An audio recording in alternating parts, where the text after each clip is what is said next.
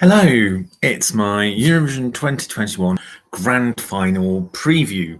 Welcome to Loves Eurovision. Please do click the subscribe button, ring that notification bell, and as always, like, share, and comment below.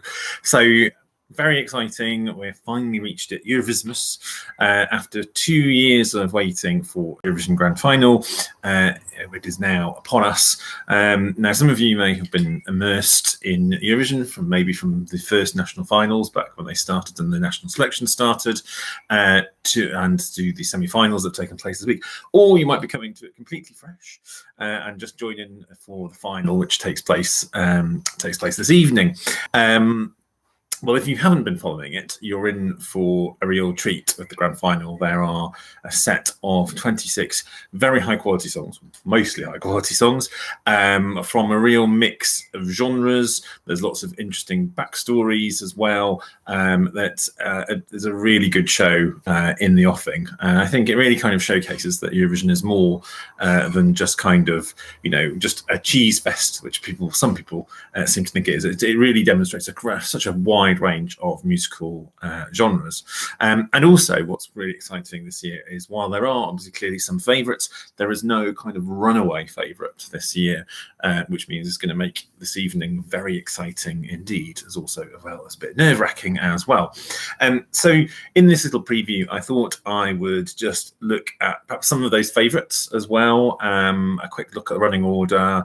Obviously, you have to mention the UK as well, so I'm from the UK and what we might expect there. So in terms of who's the betting odds have gone in terms of favourites, it's the big two from the big five. Italy and France are leading betting and have done through most of the rehearsals as well. So Italy is currently kind of the more favoured one, with France a little bit behind. But I mean, this is all just betting odds. There's no actual voting that we know about to go on that. So two very different genres. Italy, young, exciting rock, and on France, it's much more a classical Piaf-esque chanson. I don't know. Some people have thought that Italy will do huge in televote, not so good in jury. France will do really well. We might be the jury winner, but might not do quite so well in the televote. Difficult to tell. I don't really know how that will go. I think actually Italy could do better in the jury than people expect, and also I think France could do better in the televote than people expect. Or we could be barking up the wrong tree entirely, and they might not do as well as we all think they will do. It's very with the big five, it can, and the automatic qualifiers, it can be sometimes quite difficult to tell. Somewhat, although I, personally, the Italian song is not my genre. It's just not the sort of genre. I respect how popular they are, and I actually have to say, although in my top 39 I had France above Italy, I would probably, if I was to choose which one would I rather win, I would actually rather Italy win the contest, largely because I think Italy have spent the last 10 years since their return, putting in quality entry after quality entry, really showing the way for the rest of the big five, and have come so close that it just feels like it would be, a just reward to win. And I think also the fact that, Måneskin, who are the Italian entries, they have so many young supporters as well. It would just invigorate the contest as well. And all due respect to Barbara Pravi in France, I think she's an amazing singer and emotes incredibly, but I'm not necessarily sure it necessarily advances the contest in that way. Anyway, that's just a personal view. But neither Italy or France are among my personal favourite. But I do have some personal favourites among some of the other contenders. So the other contenders are countries like Malta, which was the pre-contest favourite, the junior Eurovision winner from a few years ago, Destiny, amazing singer, still only 18.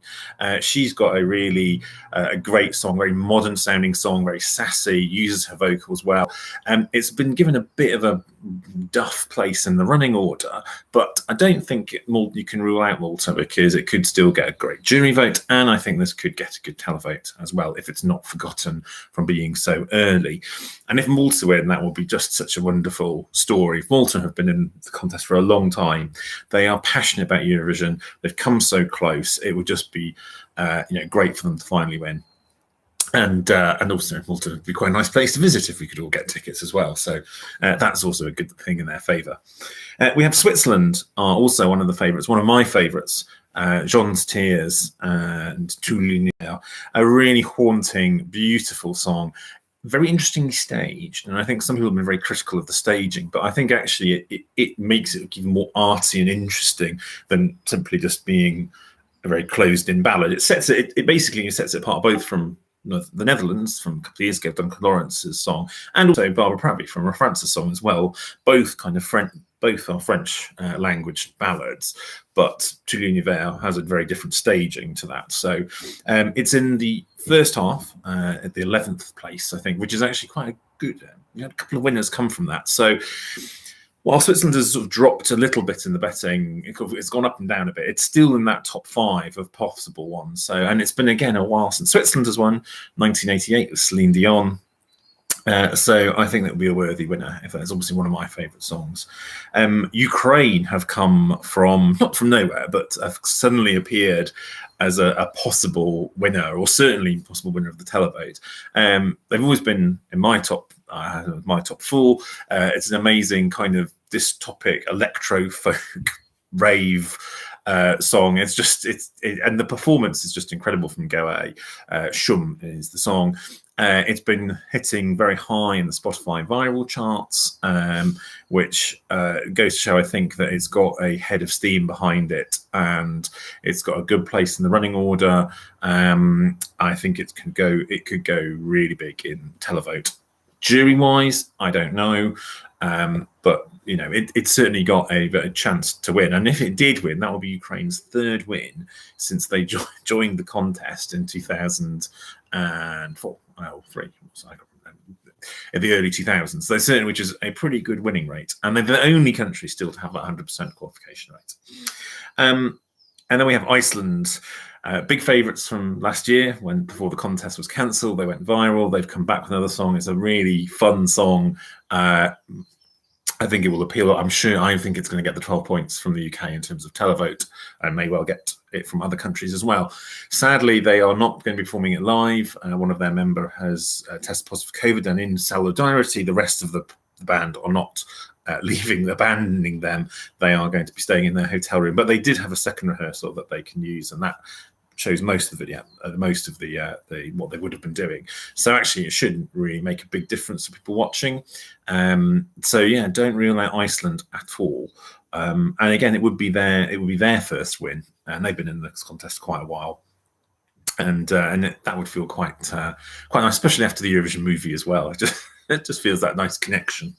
And the last kind of contender, who've actually slipped down a little outside of the top 10 in terms of the betting now, but I don't think they should be wholly ruled out, is my personal favourite from this year, which is Lithuania, The Roop, and Discotheque. It's just such a fantastic track. And I think it just feels right for this sort of not quite post-pandemic world. We're still in it, really, aren't we? But they've so polished. It's such a lot of fun. He's got so much charisma. It's a really interesting song, very upbeat. I would love to see this win. Again, it would be Lithuania's first ever win, and they've been in a little while as well now. And also, they're the only of the Baltic countries not to have won yet. Estonia and Latvia winning back in the early 2000s. So that would be nice as well. And also, I suspect it would not be quite so expensive Eurovision if you were able to get tickets. A couple of wild cards to mention are Finland, who, like Italy, are a rock. Well, actually, they're violent pop, is how they describe it. They sing in English. There's a slightly more Eurovision-y hook, I think, in Finland's song. Finland have been hitting, getting a lot of Spotify traffic and YouTube traffic, and it just, Finland could go bigger than people think. Potentially, I'm not sure they could win, but they could certainly suck votes away from maybe Italy or some of the other countries. But we'll have to see. And my other kind of wild card that just to mention is San Marino. If you don't know already, San Marino is being represented by Senate, who is an Italian lady who's so fantastic, artistic, and also just great. She interacts very well with fans on social media and stuff. Represented San Marino before, but appearing on stage with Senate, is Flo Rida. And yes, and he has been throwing his all into it. It's like he's not just turned up for a paycheck.